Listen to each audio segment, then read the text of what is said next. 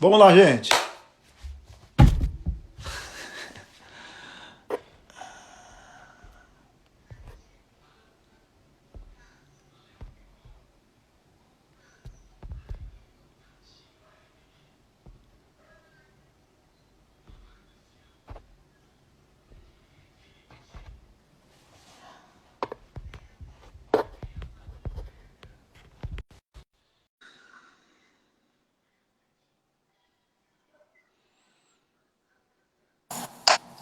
Pronto, Deixa eu só ver os comentários. O povão tá vamos lá. gostando aí, gente? O pessoal tá sendo abençoado aí? Coisa boa. Tem alguém com alguma... Eu já vou responder essa questão. Muitos pastores aí, a turma muito boa. O pessoal está retornando para a live. Ok, um abraço para Campo Grande. Deus abençoe vocês. Alguém ficou com alguma pergunta? Alguém com alguma questão aí? Pastor Lucas Gomes, da Lagoinha de São Paulo. Um abraço. Conhece o Lucas, Humberto? Não, ainda não. Futuro extraordinário. É. Uma pessoa muito querida, de um ministério muito lindo. Nós vamos ouvir falar muito do Lucas ainda. Vou desativar O aqui. pessoal está chegando. Não, rapaz, o pessoal está chegando. Ó, eu já vou responder essa pergunta. Ó, você que está com a gente aí, manda aí esse vídeo para ir para mais umas 5, 6 pessoas. Chama alguém aí. Chama aí. Chama aí, nós estávamos aí com 110, 115 pessoas. O pessoal está entrando novamente para eles não perderem também esse início da pergunta. Envia aí. Pastor, Você pode... quando eu encerrei aqui, já umas 900 e poucas pessoas entraram já Glória a Deus. Quase 1000 pessoas já passaram pela live aí. E estão caminhando com a gente, ouvindo um pouco esse momento. Vamos lá. Mais um último pedido aí para você enviar para alguém, se você pode. Para trazer alguém aí para caminhar com a gente nesse raciocínio da live. E nós vamos responder algumas coisas. Já vamos voltar para abrir comentário, para trocar uma ideia com vocês, tirar alguma dúvida, seguirmos juntos aí nesse raciocínio. Pastor Humberto, o senhor falou sobre essa questão da mentoria, né? De estar debaixo da autoridade de alguém. Tem um texto na Bíblia, Josué capítulo 1, que inicia dizendo o seguinte: falou o Senhor, depois que Moisés, servo do Senhor, morreu, Deus falou com Josué, servo de Moisés. Eu acho ali aquela construção de ideias muito interessante. Moisés, servo do Senhor, Josué, servo de Moisés.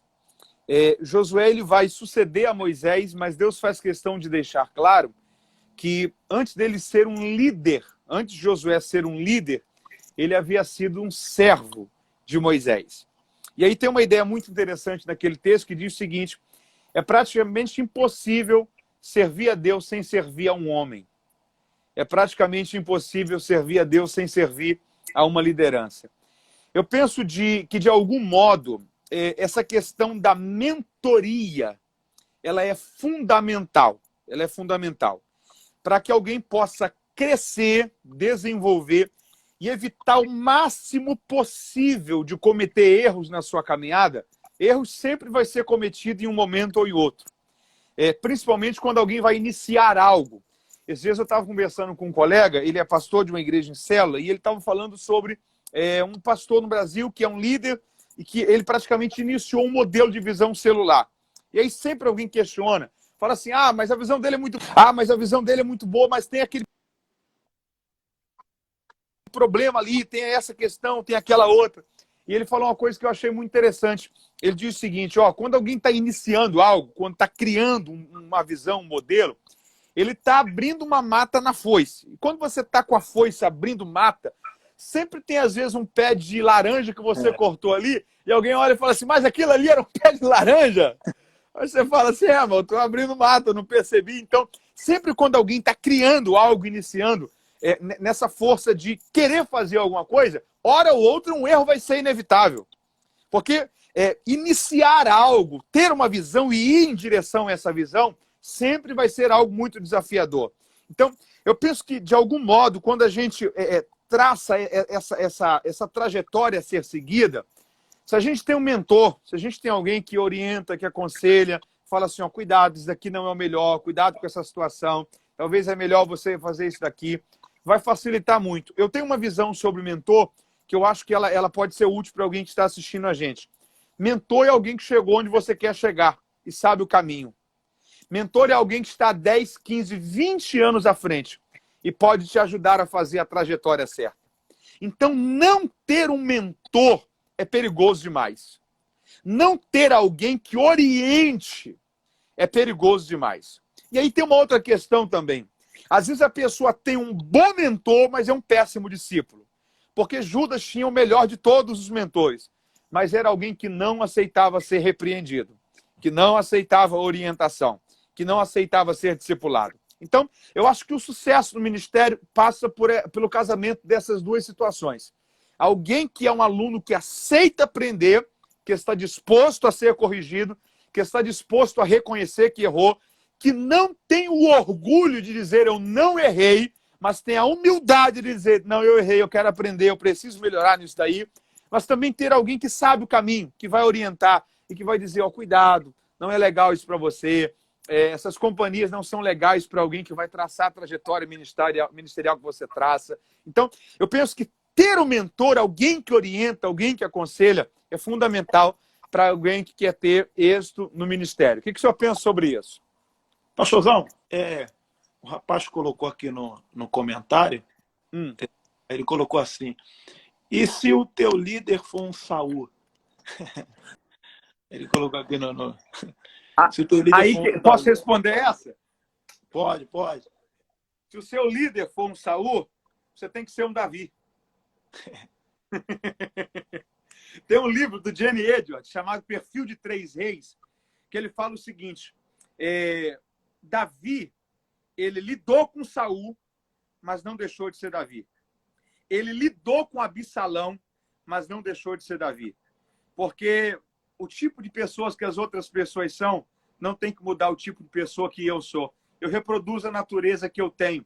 Se alguém reproduz a natureza que talvez não é a ideal, eu não vou deixar de ser um Davi, porque talvez eu passei em algum momento por causa de algum Saul. Eu não vou deixar que as amarguras da vida me amarguem. Eu vou continuar sendo luz, eu vou continuar fazendo certo. Nesse mesmo livro aí que o senhor abordou, esse autor diz algo muito interessante. Ele diz que Deus usou Saul para Davi não ser o segundo Saul. É bom quando a gente tem esse discernimento, né? Olha, que Deus o pessoal está de casa, anota isso. Repete, por favor.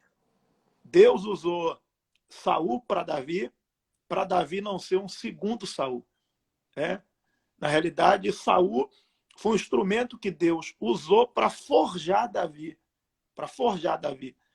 Aí eu preciso, pastor, da experiência própria, que a escola que eu tive foi uma escola... Talibã. A escola que eu tive, irmão.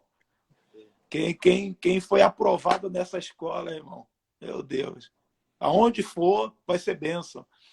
Então, é bom quando a gente tem esse discernimento que essa atitude ríspida do líder, essas atitudes que às vezes a gente pensa, pô, meu líder está sendo muito enérgico.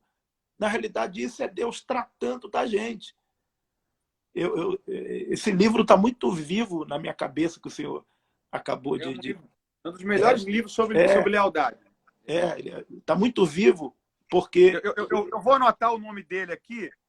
Perfil de Três Reis. O nome do escritor é Jenny Edwards. Ele diz, pastor Mateus, nesse livro, que Davi se matriculou na escola do quebrantamento. Começou a aprender a se quebrantar. Então, às vezes, tem gente que está nessa live aí e está nessa escola do quebrantamento. Está nessa escola do quebrantamento justamente para não se tornar um segundo Saul. Para que quando você se tornar um líder, já que você abomina essas atitudes, já que você não gosta dessas atitudes, você não repita. Porque tem gente que, infelizmente, como diz esse livro, se torna um Saul. Aí, quando se torna líder, faz até pior. Né? Aquilo que ele julgava, nunca vou fazer, mas está tão vivo dentro dele, aquilo que fizeram, como não conseguiu liberar perdão, como não conseguiu superar tudo aquilo que fizeram com relação a ele, quando se torna líder, faz as mesmas coisas. E eu digo isso, pastor Mateus, por experiência própria, porque eu não só fui itinerante. Em dado momento da minha vida, eu tive que assumir uma igreja. Eu tive que pastorear 6 anos. E nesse período que eu pastoreei, justamente eu lutei para não tomar as mesmas atitudes. Porque eu me via, às vezes, rapaz, se eu fizer isso, eu vou repetir o que fulano fez comigo. Se eu tomar esse tipo de atitude, aí eu procurava fazer as coisas completamente contrário e tive muito êxito. Muito êxito. Tanto êxito que eu tive que sair, né, por questões que não estava dando para mim. Porque além de eu ser pastor local, eu ainda estava na itinerância. Eu tive que escolher. Ou pastoreava, ou... Aí acabei, porque a minha veia sempre foi essa mesmo, de itinerante, acabei voltando para essa caminhada, mas quando eu vou no local onde eu nasci, onde eu dirigi aquela igreja, o pessoal, rapaz, você vai voltar a dirigir igreja quando? Quando que você vai? Então, você vê que você tomar um caminho contrário, o tanto de resultados benéficos que a gente tem. Se eu tomo as mesmas atitudes, na realidade eu criaria muitos inimigos. Chegaria lá o pessoal, o carrasco chegando aí. Olha o cara aí que rebentava a gente. Mas eu queria que o senhor continuasse falando sobre essa questão, pastorzão. Entrou um amigo aí, pastor Tiago Nonato, de Belo Horizonte, um excelente pregador. Ele fez uma meu amigão. Brother, ele fez uma pergunta aí, qual o perigo de ter um mentor virtual? Pois parte dessa geração tem mais mentores virtuais do que presenciais. Eu acho que o perigo de ter um mentor virtual é que é a mesma coisa de você aprender a tocar violão com um professor online, num curso de internet. Você nunca vai ter alguém melhor do que você, mais profissional do que você em tocar violão, naquela aula, que vai olhar para você e falar assim, você fez essa nota errada. O som nesse não, esse violão aí está desafinado. Então, eu acho que o problema da gente ter um mentor online é que ele vai falar e talvez a gente está tocando desafinado, aprendendo errado, e a gente está dizendo, não, eu já sei tocar violão. Então, eu acho que o problema de ter mentores online é isso, é que você não tem alguém que te acompanha, que vai dando passo a passo com você. E aí eu acho uma coisa muito interessante, porque na filosofia grega, quando nós pegamos ali os 3 grandes nomes da filosofia grega, Sócrates, Platão e Aristóteles. Sócrates foi o primeiro. Os pais de Platão pagaram a Sócrates para ele ensinar Aristóteles. Ele passou vários anos aprendendo.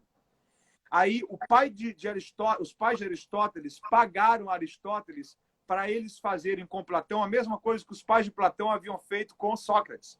Pagaram para ser o aluno. É a ideia, por exemplo, de Paulo com Gamaliel. Por quê? Porque mentoria, discipulado é presencial. Porque a liderança é como lixa. Os atritos têm que ser tirados na lixa. E vai dando um atrito, vai dando outro, arranha aqui, arranha ali. Você fica sem falar um dia, olha atravessado o outro, no outro pede desculpa, abraça, chora. Deus vai quebrantando a gente, Deus vai melhorando a gente. E é essa lixa do dia a dia no ministério que vai fazendo a gente se tornar uma joia mais pura, uma peça de maior valor. Então, eu acho que é muito perigoso o discipulado, a mentoria à distância. Só que aí tem uma outra questão também. Nem sempre nós temos um mentor perto. Então, sim, a gente pode ser abençoado, abastecido, orientado por um pastor, por um líder à distância. Então, mas o ideal mesmo é que seja alguém perto. E aí eu talvez até divido isso daí em 2 raciocínios. Referência e mentor. A referência é aquilo que eu olho, é aquele pastor, por exemplo, que eu olho, e eu falo assim, como que eu queria ser que nem esse pastor aí, viu? mas talvez eu não tenha a oportunidade de conviver com ele, de estar perto dele, talvez nunca ouvi, talvez nunca pude cumprimentar com ele, conversar com ele 10 minutos. Então, dificilmente ele vai ser o meu mentor, mas talvez é a minha referência. Então, a gente pode, talvez, dentro de uma forma dinâmica de pedagogia, dividir isso daí. A referência é um modelo a ser seguido. O mentor é quem me acompanha na minha preparação desse modelo.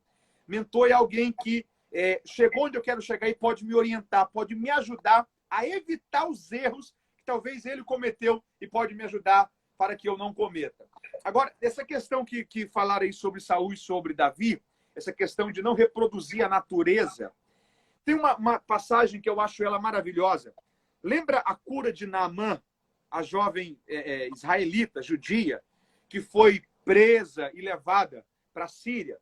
Imagina, por exemplo, a família dessa jovem. Ela tinha pai, tinha mãe. Ela tinha uma família, ela tinha um lar. Imagina que do nada ela foi levada escrava, tomada, talvez sem ter a oportunidade de beijar o pai e a mãe e despedir. Foi levada, como se fosse sequestrada, foi comprada, foi retirada do seu contexto por um preço muito baixo e foi levada escrava para a Síria. Essa menina, com certeza, tinha traumas, feridas, mágoas, angústias, tristeza, saudade do pai, saudade da mãe, saudade de casa. Quando ela chega dentro da casa de Naamã, ela vê ali Naamã leproso. E aquilo ali causa um susto nela, causa um espanto nela. E aqui tem uma coisa interessante, pastor Humberto, porque tanto Naamã como a esposa e a família deles já havia se acostumado com aquela lepra.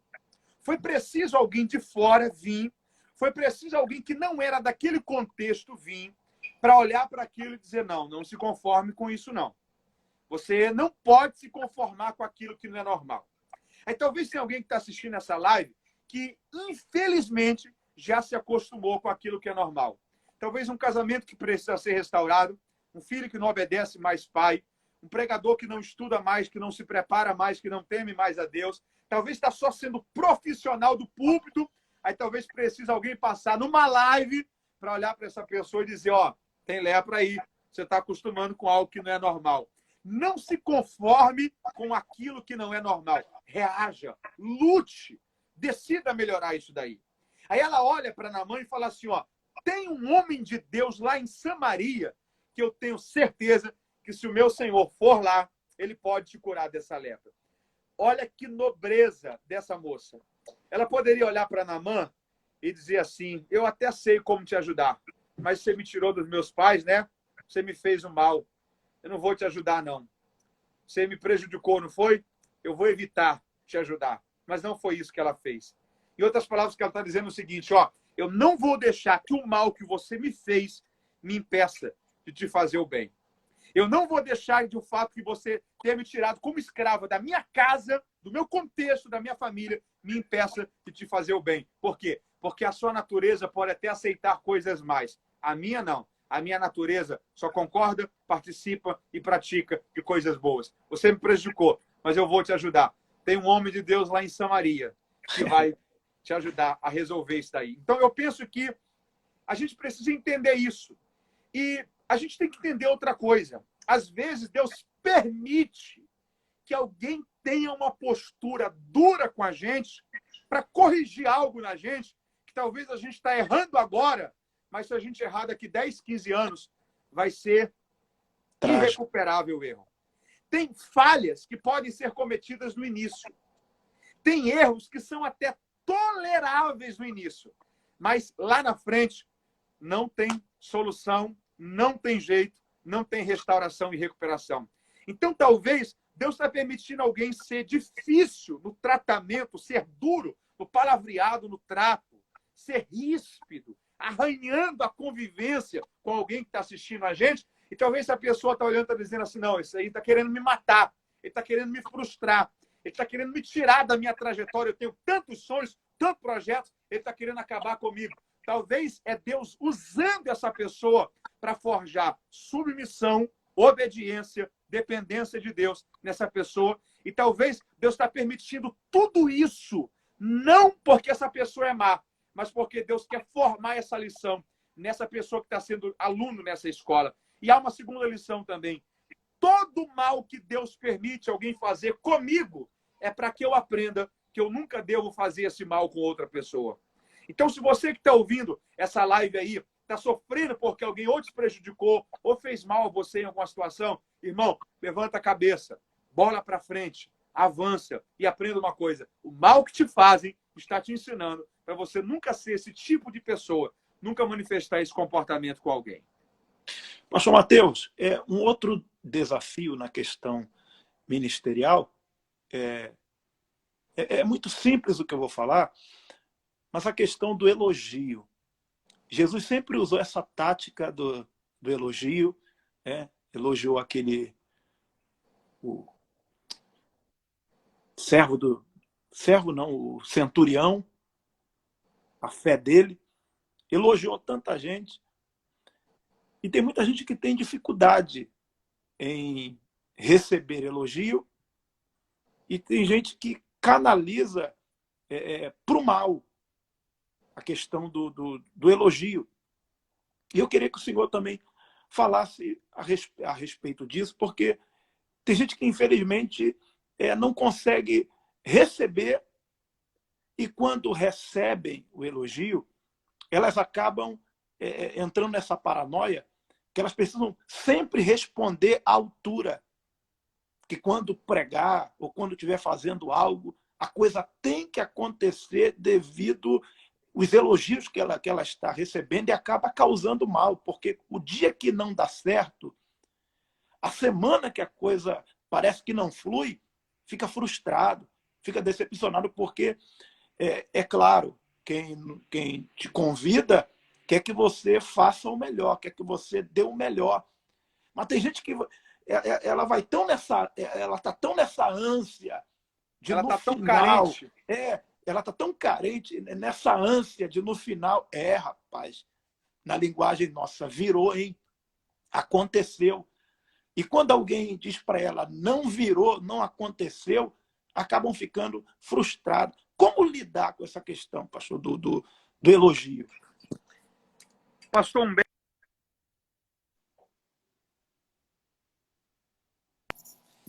é algo muito perigoso, porque o elogio pode me fazer pensar que eu sou quem eu nunca fui. O Spurgeon tinha uma frase que eu acho ela engraçada demais. O Spurgeon diz o seguinte: quando eu vejo alguém falando mal de mim, eu olho para essa pessoa e digo, ela não sabe de nada. Então, eu acho que a gente tem que saber isso. O elogio, ele pode talvez só te ajudar a saber que você está no caminho certo. Mas você tem que ser maduro o suficiente para, quando ele não vem, você ter com a sua consciência tranquila que você está fazendo o que você tem que fazer. Eu acho que quando você é bem resolvido consigo mesmo sobre qual é a minha missão, o que Deus espera de mim. Pastor João Alto, de Partido Alferes, uma vez ele me deu um conselho que aquilo ali ficou marcado para mim para sempre. 2 conselhos que eu recebi de pastores me ajudaram muito no início da minha caminhada. Um foi do pastor João Alto, um foi do pastor Wagner da Costa. Quando eu tinha 14, 15 anos, o pastor Wagner da Costa olhou para mim e falou assim: meu filho, você está começando a ser pregador, nunca pregue para fazer agendas, mas sempre pregue para mudar vidas. Aquilo ali entrou no meu coração. Nunca pregue para fazer agendas, mas sempre pregue para mudar vidas. Então, o pregador tem a maturidade de que ele está pregando ali para aquelas pessoas que estão ali, o propósito é mudar aquelas pessoas. Se vão convidar ou não depois, é com Deus.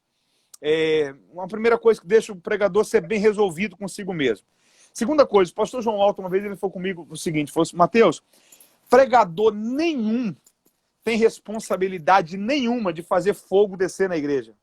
O pregador só tem uma responsabilidade, ter uma palavra de Deus para passar para o povo.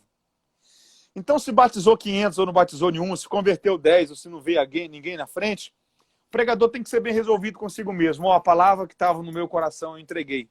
Então, sai desse púlpito com a consciência tranquila que a expectativa de Deus para mim, nessa noite, eu fiz o meu melhor. Eu deixei uma palavra de Deus ali para aquelas pessoas. Então, eu acho que quando você tem essa maturidade, bem resolvido nisso daí, se vem um elogio, legal. Se não vem, ok, tá bem resolvido e bola para frente. O propósito foi cumprido. Pastor Mateus, eu estava pensando no texto de Atos, quando Paulo retorna da sua viagem missionária, eu estou falando dessa questão ainda do elogio, que ele vai dar relatório das coisas que aconteceram. E é interessante porque Paulo não vai apontar para os missionários os feitos. Ele vai dizer, Cristo fez. A gente está vivendo uma época tão complicada que as pessoas já estão esperando o resultado e a gente sabe que nas entrelinhas aquele negócio que foi para Deus não é o para Deus. Na verdade, elas estão já preocupadas com o resultado justamente para divulgar aquilo que foi feito para que haja um retorno para si. Aí acaba que, como a gente está abordando essa questão do elogio, essa questão daquilo que as pessoas pensam acerca de nós, então a pessoa já vai inclinada para aquilo. Não tem que acontecer, porque no final eu vou ter que falar que aconteceu alguma coisa. Aí o apóstolo, junto com os companheiros de viagem, quando voltam para dar relatório, eles não falam do que fizeram, o que deixaram de fazer. Eles falam daquilo que Cristo fez.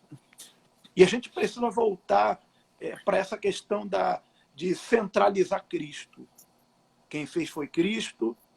Claro que, como homens, a gente não vai ser demagogo, a gente recebe sim, porque isso serve de combustível, isso coloca lenha no fogo para que a gente continue nessa jornada, nessa caminhada, mas a centralidade não tem que ser essa.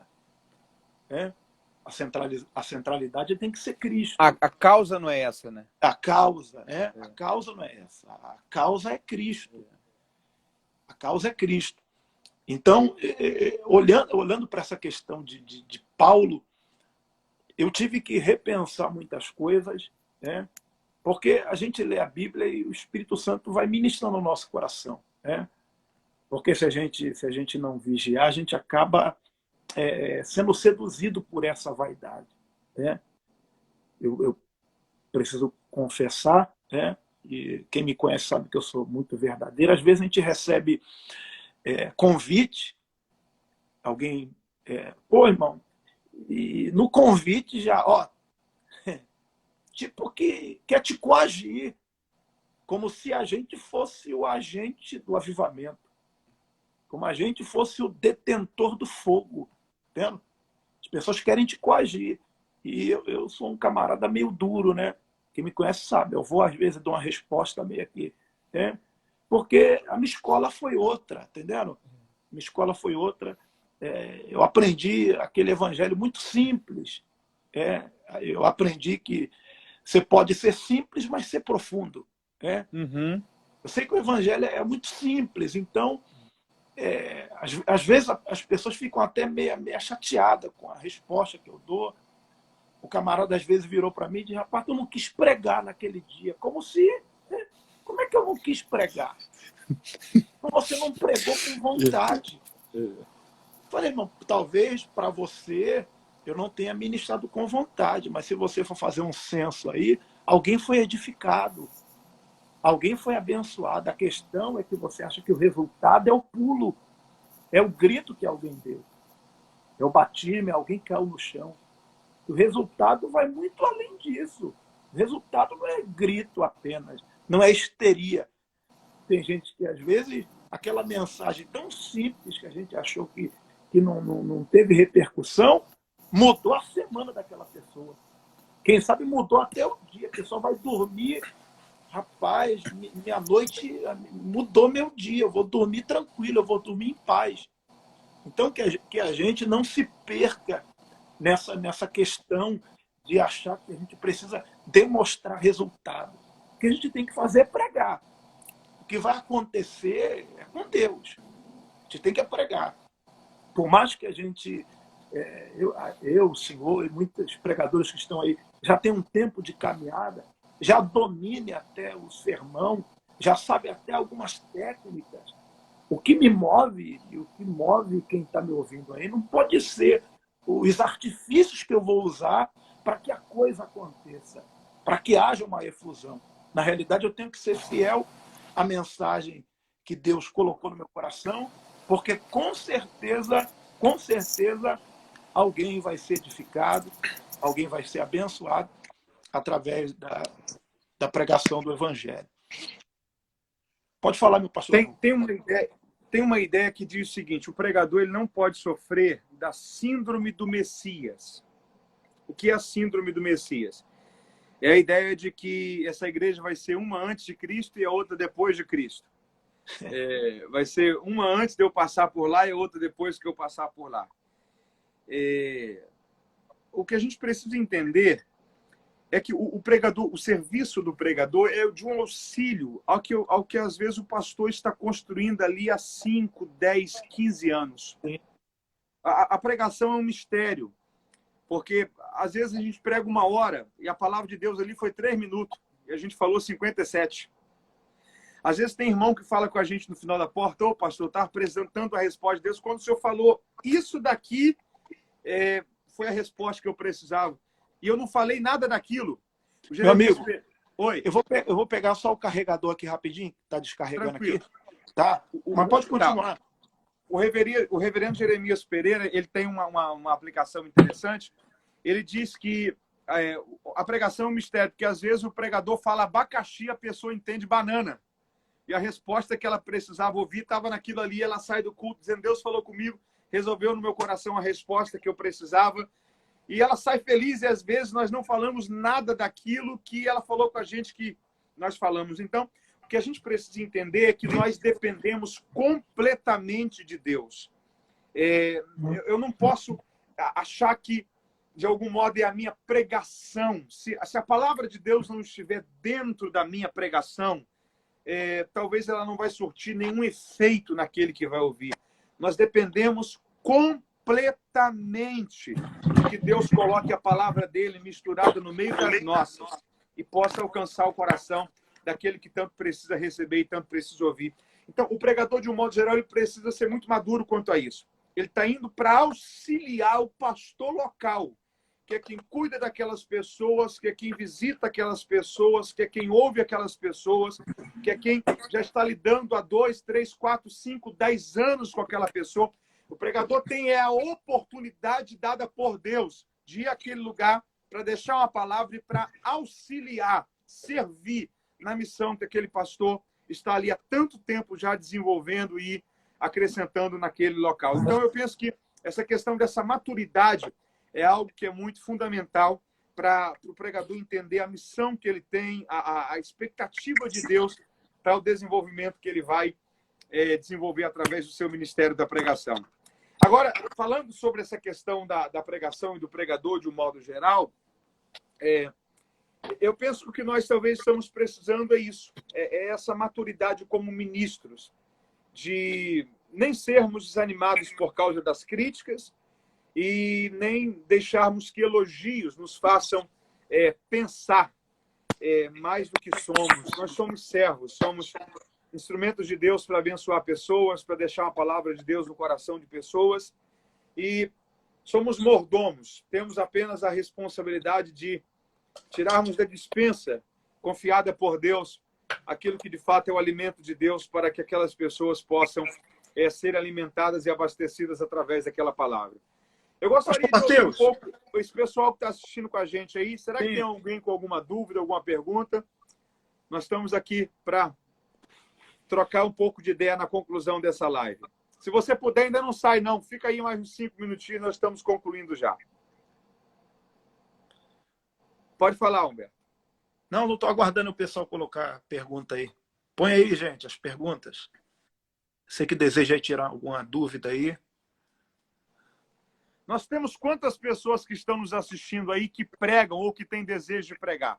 Você que prega ou que tem desejo de pregar, coloca aí um joinha. Ou então faz com a mão assim, mas faz para a gente identificar aí a quantidade de pessoas que estão nos ouvindo, que são pregadores ou que têm desejo de pregar, que estão na caminhada ministerial. Alguém perguntou aí quanto à união conjugal no ministério. Como assim a união conjugal no ministério? Quando os dois têm um ministério, algo em torno disso? Eu acho que uma coisa, quando duas pessoas que têm um ministério se casam, eles têm que ter o cuidado deles não estar casando com o ministério, mas estar casando com a pessoa. É uma coisa que, infelizmente, muitas pessoas podem cometer o erro de estar casando com o ministério da pessoa em vez de estar casando com a pessoa. Case com a pessoa. Se ela também tem um ministério, glória a Deus. Mas case com a pessoa, que isso vai lhe dar uma plataforma de uma vida conjugal muito feliz, muito abençoada na sua trajetória. Olha aí, muita gente que prega, que tem desejo de pregar. Pode falar. Pastor Mateus, eu fui na casa de um casal crente. Uhum. E eu repreendi até a irmã, pastor fulano. Eu falei, não é pastor não, irmã. Na tua casa aqui tem que chamar ele pelo nome. Pastor. Então você vê que tem gente que leva essa questão até para dentro da casa. Uhum. A formalidade. Falei, não, irmã, aqui você tem que chamar ele de amor, tem que ter um apelidozinho. Não. Tem mais alguma pergunta aí, gente? Gilson de Maceió, um abraço, meu amigo, para você e para a Shirley. Deus abençoe. O que acha da farsa da hipergraça? Muito perigosa. A hipergraça, ela omite a graça de Jesus. A graça de Jesus é uma graça responsável. A hipergraça é uma graça irresponsável, que tem feito muitas pessoas viverem uma vida de libertinagem, achando que estão vivendo a liberdade do Evangelho. Ô, pastor... Pior dificuldade da sua caminhada ministerial? Alguém está perguntando aí, qual foi, Humberto? Da minha? Ô, pastor, foram muitas. Eu lembro que estava recém-casado ainda. Recém-casado, fui mandado embora do emprego. E naquela época a gente levava aquele gravadorzinho, para gravar a mensagem e depois passar para o CD. Para passar para o CD. Aí eu tinha uma maletinha prata, né? Tinha uma maletinha prata, colocava 30 CD, ia pregar, chegava na porta da igreja, quando terminava para poder vender os materiais, vendia um só. E naquela época era R$5, R$5. Dava para nada. Eu lembro que eu cheguei em casa frustrado, virei para minha esposa e falei para ela, chega, quero mais não. Eu tenho orado, tenho buscado, quanto mais eu faço, parece que a coisa não vai, parece que a coisa não anda. E eu fiquei tão frustrado, pastor Mateus, que nem profeta eu queria ouvir mais. Tem alguém dizendo aí, essa maleta aí eu vi Belfor Roxo. Eu lembro quando o profeta vinha na minha direção, eu fugia dele, porque eu não queria ouvir que Deus ia fazer. Porque quanto mais Deus falava que iria fazer, mais a coisa parecia distante. Quanto mais Deus falava que a porta ia abrir, as portas se fechavam. Então aquilo gerou uma frustração muito grande no meu coração, a ponto de eu pensar em abrir mão do ministério. O Senhor estava falando de Jeremias, e eu lembrei daquele texto quando Jeremias diz assim, não falarei mais no seu nome. Aí ele disse que um fogo começou a queimar, a arder nos seus ossos, na estrutura. Deus tocou logo na estrutura do profeta. E por diversas vezes eu pensei em desistir, em parar, mas o que ardia dentro era mais forte. Mesmo frustrado, eu atendi as agendas, mesmo sem vontade. E quem tem chamado é algo tão interessante, que às vezes você vai meio que contrariado. Mas quando você chega no altar, a gente se entrega. Você diz, rapaz, como é que pode? Falei que não ia fazer nada disso e fiz. Falei que ia fazer um negócio meia boca, aí você vê que a coisa é mais forte do que você. Então, uma das crises que eu enfrentei no meu ministério foi essa. Foram anos. Como eu disse para o senhor, eu comecei a pregar adolescente, muito jovem, né? Agora já fiz 40 anos, já se vão quase 21 anos, né? 21 anos. Então, passou já muita água debaixo dessa ponte. Já aconteceu muita coisa. E uma das que estão mais vivas foram essas. Eu recém-casado, minha esposa grávida, e a coisa... E olha, eu estou casado, vai fazer 16 anos. Meu filho tem 13. Então, você pensa, né? Naquela época, eu lembro que eu comprei um golzinho vermelho. Comprei um golzinho vermelho, meu Deus do céu. Esse gol vermelho é conhecido no Rio de Janeiro todo. Rapaz, eu lembro que eu fui pregar no lugar, estourou o radiador, e eu não sabia que tinha estourado o radiador. Quando eu cheguei perto de casa, bateu o motor. Falei, meu Deus, estou fazendo a tua vontade. Que era, pai. Então, até acontecer, até romper, a gente passa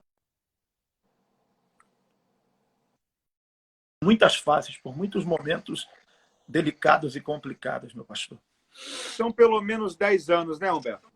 São pelo menos 10 anos para um pregador conseguir começar a alcançar uma certa constância no ministério. É desafiador esse tempo. Tem várias perguntas aí. Alguém perguntando se pode ser pastor solteiro de congregação. Pode. O ideal é que seja casado, né? Existem situações no ministério pastoral que o pastor casado ele vai conseguir desenvolver melhor essas questões. Mas talvez o pastor dessa pessoa viu nele potencial, qualidade, e também não pode forçar um casamento só para ser consagrado.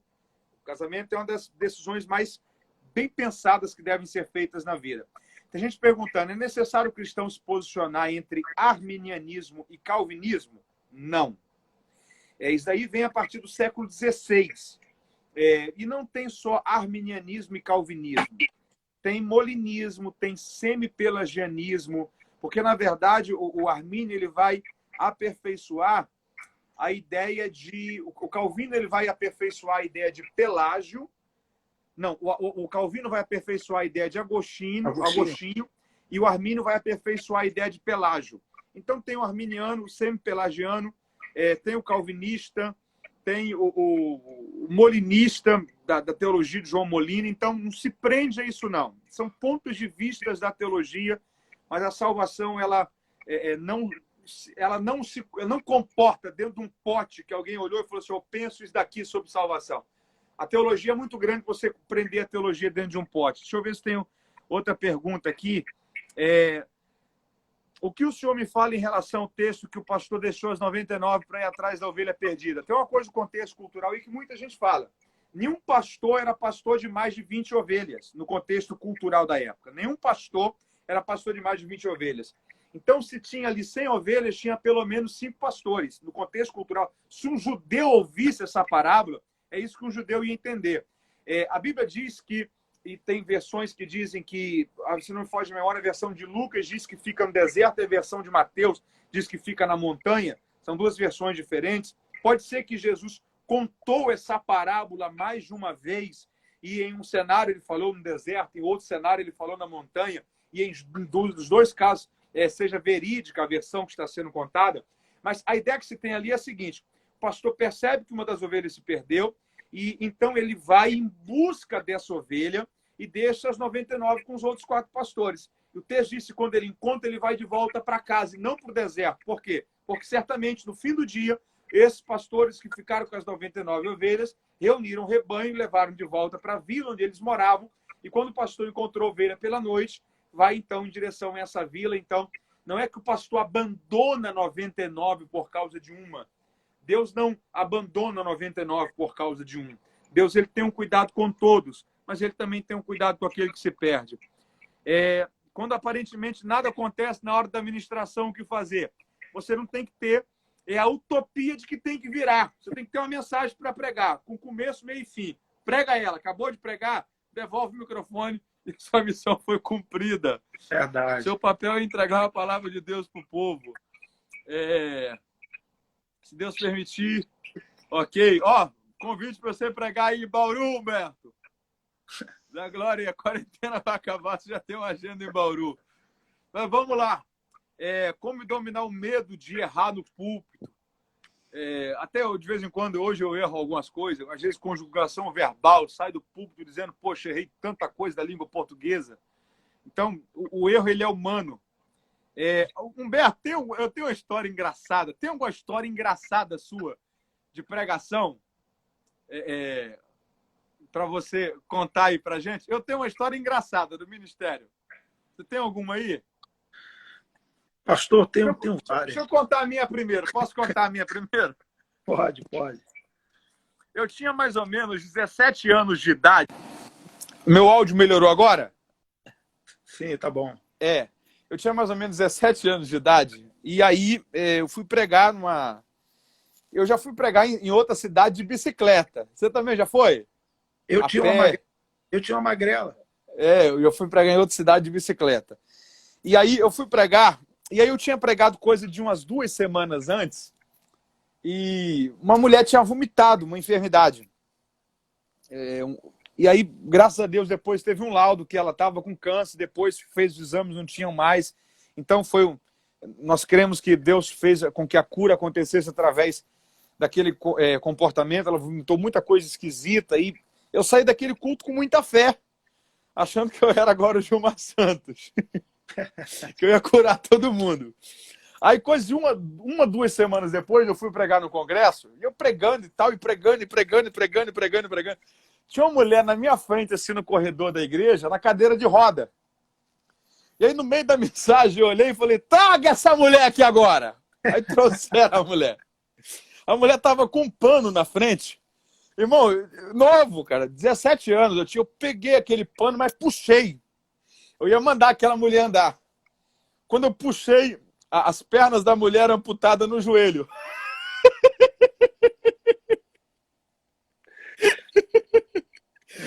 Eu olhei pro povo, olhei pra irmã. Falei, gente, estenda a mão aí que nós vamos orar pela nossa irmã aqui. Eu olhei por ela, mandei ela voltar pro lugar dela.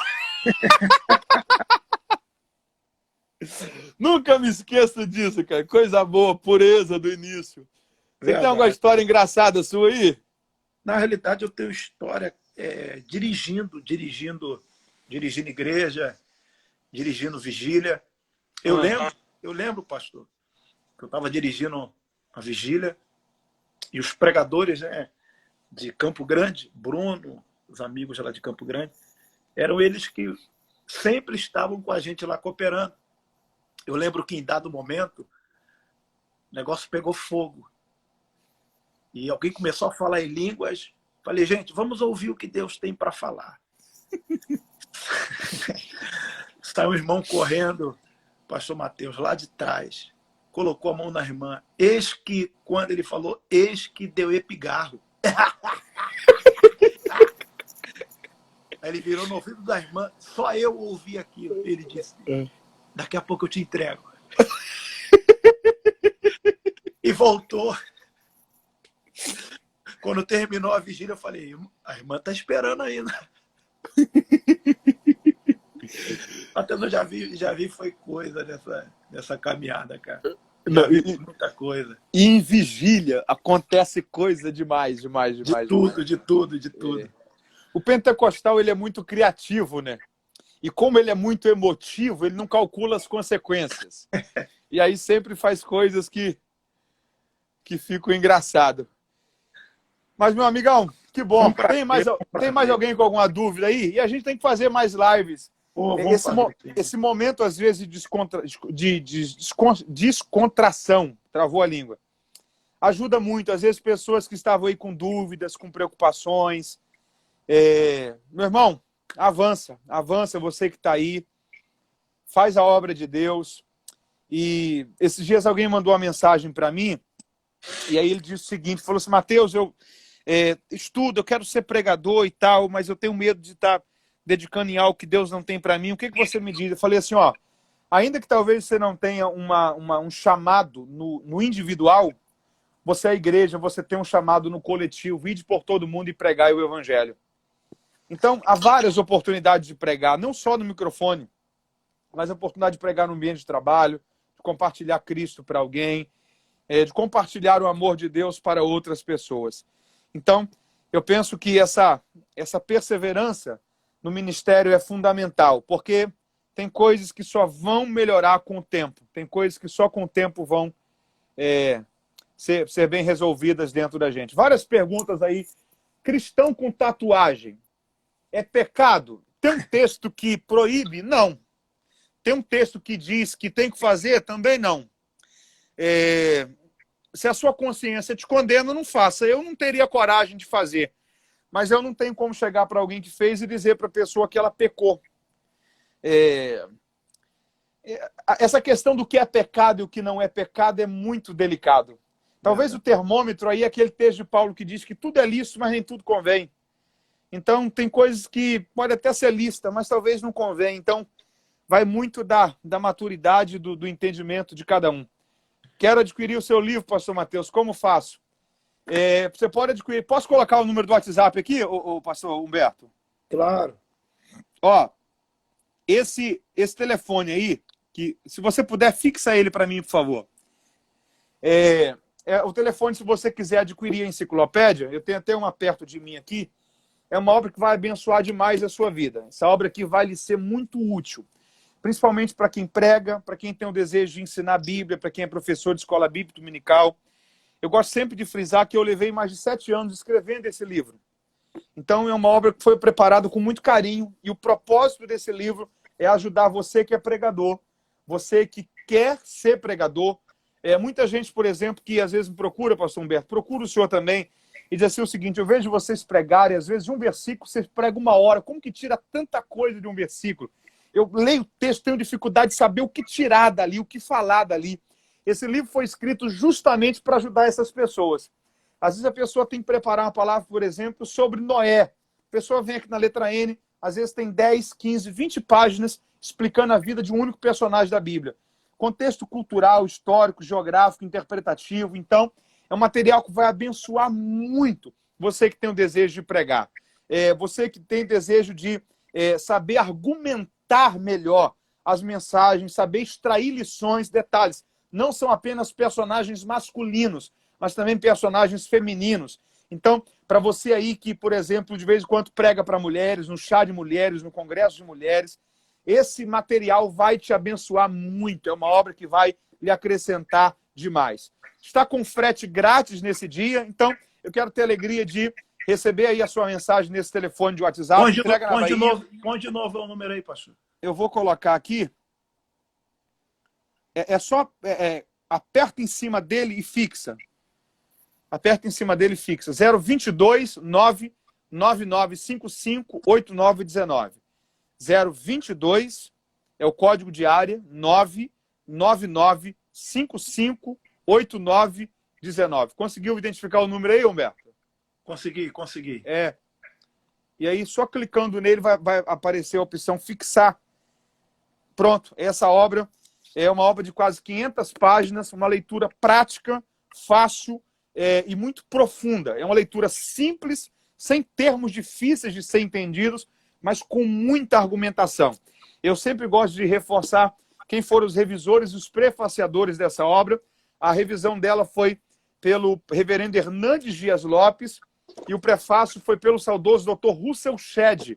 Foi uma das últimas obras que o Dr. Shedd prefaciou. O Dr. Shedd chegou a escrever que não conheceu outra obra em português que reunisse tantas informações sobre a vida dos personagens bíblicos quanto essa. Então, às vezes, curiosidades gerais, por exemplo. Às vezes, questões que estão dentro da tradição cristã, da tradição judaica, mas que nós não temos na Bíblia, mas são fontes confiáveis. Por exemplo, a questão de Lázaro. Segundo a tradição, quantos anos Lázaro tinha quando morreu? E o Senhor o ressuscitou. E quantos anos levou até que ele morresse novamente? Porque Lázaro morreu de novo. Eu, pelo menos, não encontrei ele vivo aí na rua, não. Então, são, às vezes, questões de, na hora da gente preparar um texto. Por exemplo, nós falamos sobre Paulo. Paulo era grego, judeu ou romano? Quem foi Gamaliel que formou Paulo? Quantas viagens missionárias Paulo fez? Em que ano se converteu? Em que ano nasceu? Por quando ele escreveu cada carta? Em que ano foi? E por que escreveu cada uma daquelas cartas? Então, são questões que, na hora da gente entender a vida de um personagem, faz muito falta esse livro aqui. O desejo de escrever essa obra, pastor Humberto, nasceu quando eu percebi algo que eu tenho certeza que muita gente aí também já percebeu. Toda vez que eu ia estudar sobre um personagem da Bíblia, às vezes eu tinha que pesquisar em 10, 15, 20, até 30 livros diferentes para juntar informações de um livro, de outro, para conseguir entender quem foi aquele personagem, a época em que ele viveu, o contexto cultural daquela época. Então foi diante disso que nasceu o desejo de escrever um livro que pudesse reunir em um único volume o máximo de informações disponíveis sobre os personagens da Bíblia. Então esse material vai facilitar demais todos aqueles que querem entender a palavra de Deus. Está no valor de apenas R$ 49,90. O frete está grátis para todo o Brasil. Pode ser pago no cartão de crédito, boleto bancário, transferência bancária. Pode parcelar no cartão. Eu vou colocar de novo aí o telefone. Esse número é um número de WhatsApp. Assim que o número passar, se você quiser, printa ele. Printa aí que vai estar salvo aí no seu print. E eu quero ter a alegria de enviar um material desse para você. Pastor Humberto, a gente tem que fazer a famosa foto sorrindo para a turma postar aí no Stories para marcar a gente. Tirar aqui os comentários. Ó, isso. O pessoal faz o print aí do telefone. Eu quero ter a alegria de atender você. E você que quiser, você que é meu seguidor no Instagram, que entrou por mim, mas ainda não segue o Pastor Humberto, tá aí o nome dele, ó, PR_Humberto_Barbosa, Pastor Humberto Barbosa. Segue lá. Tenho certeza que vai ser um perfil que vai abençoar muito você, com fotos, com mensagens, vídeos, informações que vão ser muito úteis para você. Vamos lá, o sorriso?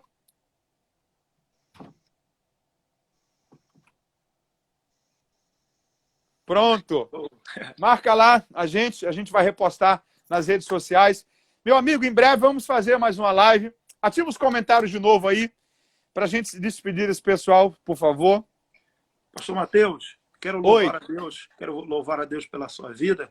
Amém. Eu sou um camarada meio tímido, né? Não sou de fazer muita live, mas eu gosto muito de aprender. Eu também, eu preciso aprender muito.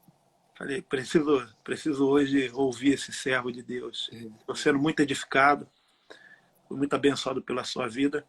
E Amém. creio que após essa pandemia aí, essa crise, vou poder sentar aos pés aí de Gamaliel para aprender um pouco mais. Eu sou aluno. Nós temos os Gamaliéis no Brasil, mas eu tenho que comer ainda muito arroz com feijão para chegar lá. Ó, eu vou colocar o número de novo. Teve gente que está pedindo o número novamente. Pronto, coloquei de novo. Assim que você vê o número aí, faz o print que aí você vai ter salvo. Espero ter sido bênção para todos vocês esse momento que nós passamos juntos. Amanhã eu tenho uma live 8 da noite com o pastor Renan Lopes. Vai ser bem legal também. Terça-feira tem uma live com o pastor Carlos Júnior. É o encerramento de uma série que a gente está fazendo sobre... as 7 cartas do Apocalipse. E por esses dias, eu e o pastor Humberto vamos fazer uma outra live de novo. Vai ser muito legal. Um abraço a todos vocês. Deus abençoe. E vai ficar salvo também essa parte aí? Vai. Maravilha. Vai. Bom demais estar contigo, meu brother. Deus te abençoe. Obrigado pelo seu carinho. Prazer foi meu. Deus abençoe o senhor, a sua família.